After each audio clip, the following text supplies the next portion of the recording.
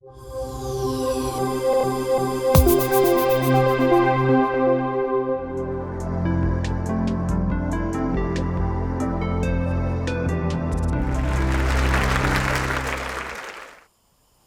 of my patients, we'll call her Megan, was sitting in her infusion seat and she was trying to get comfortable. As her oncology pharmacist, I was observing her.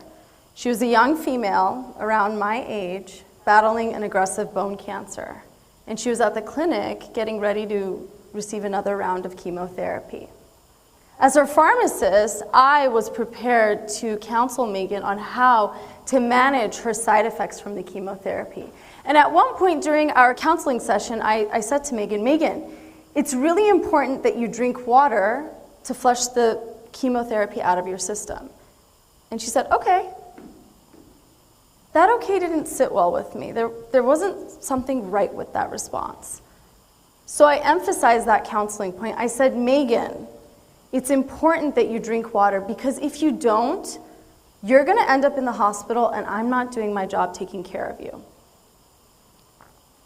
Megan looked at me with unwavering eye contact and she asked me, do you know how hard it is to hold a water bottle?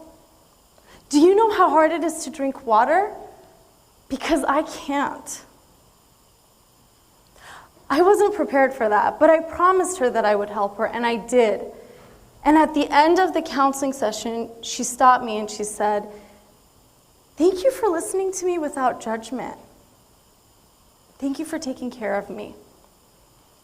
That night, I went home and I wrote about the water bottle moment with Megan.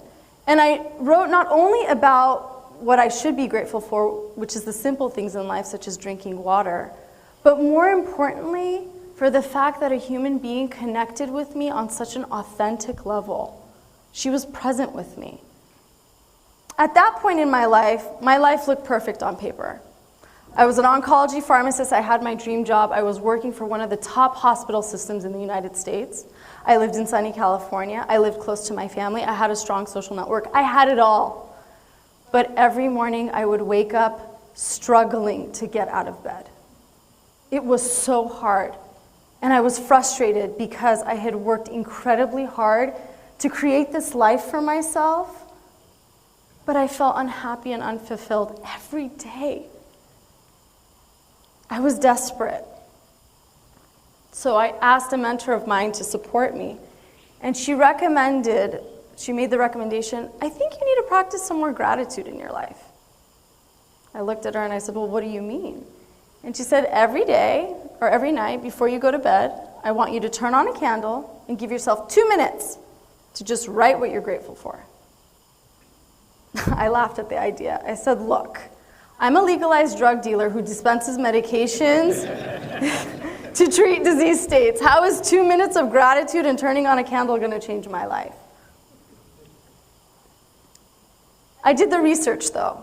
And studies have shown that gratitude improves physiological health, psychological health, self-esteem, sleep. It increases other mental strengths, and that's just to name a few. But at that point in my life, no amount of data was going to help me get out of my rut. Now, before I continue with my story, I invite you all to practice some gratitude with me. I ask that you think of someone in your life that you are grateful for and draw that person's face in your mind. And just think about why you are grateful for that person. Let's just take a second. Okay, back to my story. So I started writing my moments of gratitude. And let me tell you, it wasn't easy. I kept repeating myself over and over and over again. And it was so frustrating because I was doing the work, but I wasn't feeling grateful. At the same time, I was determined to make this change in my life. And so I decided to challenge myself. And the challenge was to write a new moment every day. And that's when the practice shifted for me. I noticed that I became more present to what was around me. I started paying closer attention to detail. And then my moments became about people, more specifically, my patients at the oncology clinic. Now, for those of you who don't know what an oncology clinic looks like, let me draw a picture for you. It's something in between a hospital setting and a doctor's office. Patients come into the clinic, they see the physician, and then they are seated in a comfortable seat, somewhat like a lazy boy chair. They are attached to an intravenous line to receive chemotherapy, and their treatments can be as short as an hour or as long as 8 or more hours. And I must say, it's by far one of the bravest actions someone can do to fight for life, to battle against cancer. At that time, I was thinking a lot about my patients. And as a healthcare provider, you sometimes also forget your purpose of why you're doing the work, even though you're so committed.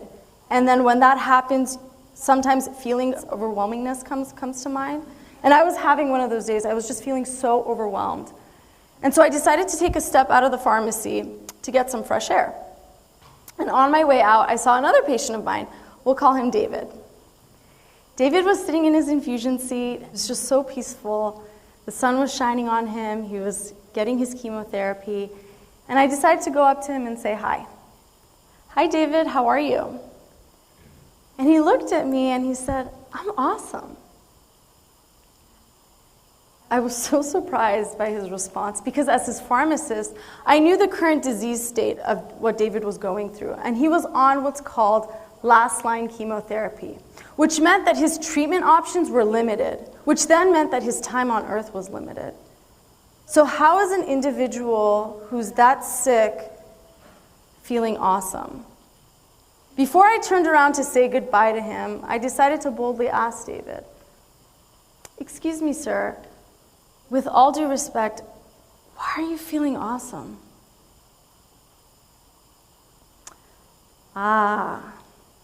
That's when he looked at me with a warm smile and he said, you see that chemotherapy hanging up there?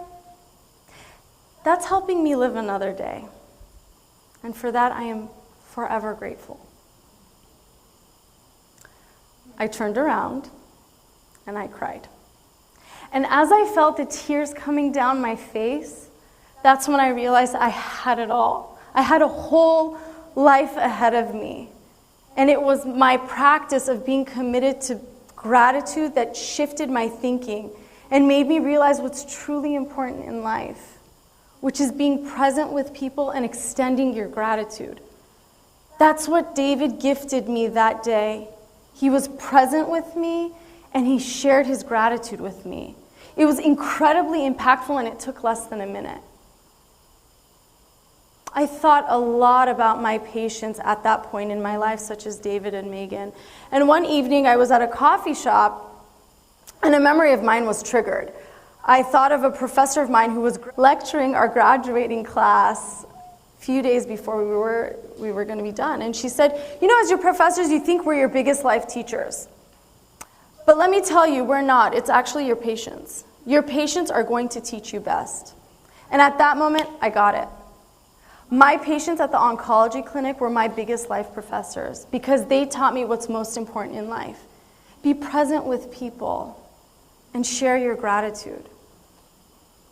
I thought this is such an important concept and we don't have to get sick to realize it. So I decided to do something about it. And that's when I created what's called the Growing Gratitude Movement. The Growing Gratitude Movement is focused on inspiring people to extend their gratitude to others and also be present with what they are grateful for in life.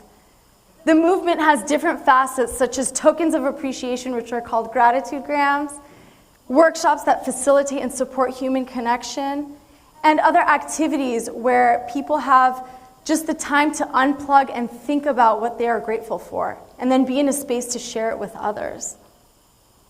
To lead by example, I tested it on myself. I started sharing my gratitude with everybody, like my family members, my friends, and then people on the streets. And in doing this work, the responses and the connections that I was making with people is what made my life more meaningful. That's when I realized that my life didn't change. I did.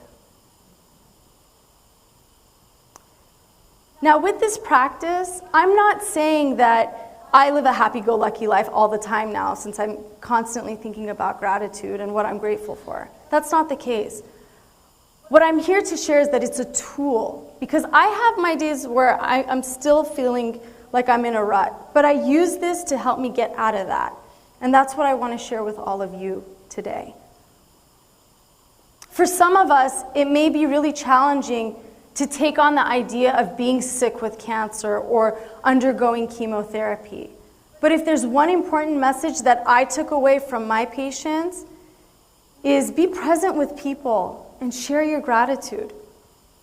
Because at the end of the day, that's what matters. It's not about how much money you make, the status in society that you have, the people that you know. It's who you're with right then and there. I invite you all to join the Growing Gratitude movement with me. Remember that person that I asked you to think about?